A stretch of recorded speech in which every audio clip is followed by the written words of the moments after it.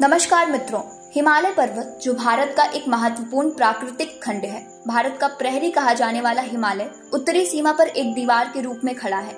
हिमालय हमारे देश को मध्य एशिया की ठंडी और शुष्क हवाओं से बचाता है। हिमालय से भारत की प्रमुख नदियां गंगा, यमुना और ब्रह्मपुत्र निकलती हैं। इन नदियों का पानी ग्लेशियरों से आता है, इसलिए इन्हें जल संरक्षण का स्रोत कहा जाता है। हिमालय से निकलने वाली नदियों के पानी से देश की करीब 33% ताप विद्युत और 52% जल विद्युत पैदा होती है। हिमालय संस्कृति और अध्यात्म से भी जुड़ा हुआ है, जैसे केदारनाथ, बद्रीनाथ, अमरनाथ और कैलाश मानसरोवर जैसे पवित्र तीर्थ स्थल हैं। हिमालय 4 से 5 करोड़ साल पहले बनना शुरू हुआ था। पश्चिम से पूर्व तक इसकी लंबाई करीब 2500 किलोमीटर है। इसका पश्चिमी किनारा नंगा पर्वत के पास सिंध नदी के उत्तरी मोड़ के पास मौजूद है। इसका पूर्वी किनारा नामचा बरवा यानी यारलुंग संगपो नदी के पश्चिम में स्थित है।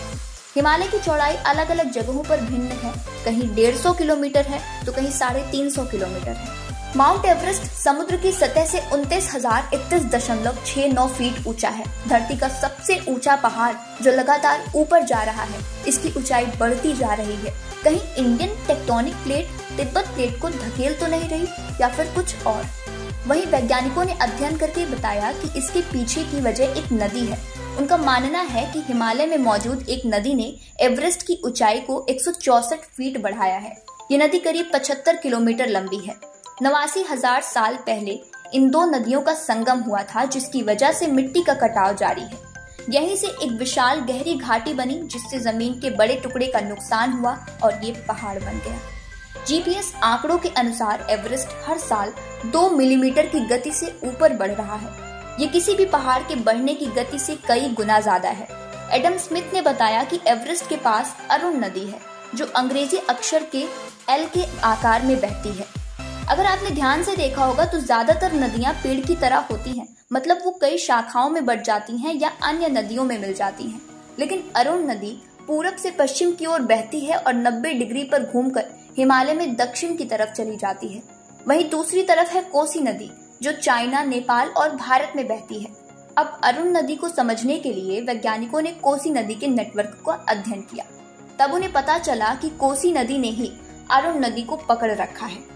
दरअसल अरुण नदी कोसी नदी की मुख्य धारा है, जिसे कोसी ने 89,000 साल पहले पकड़ा था।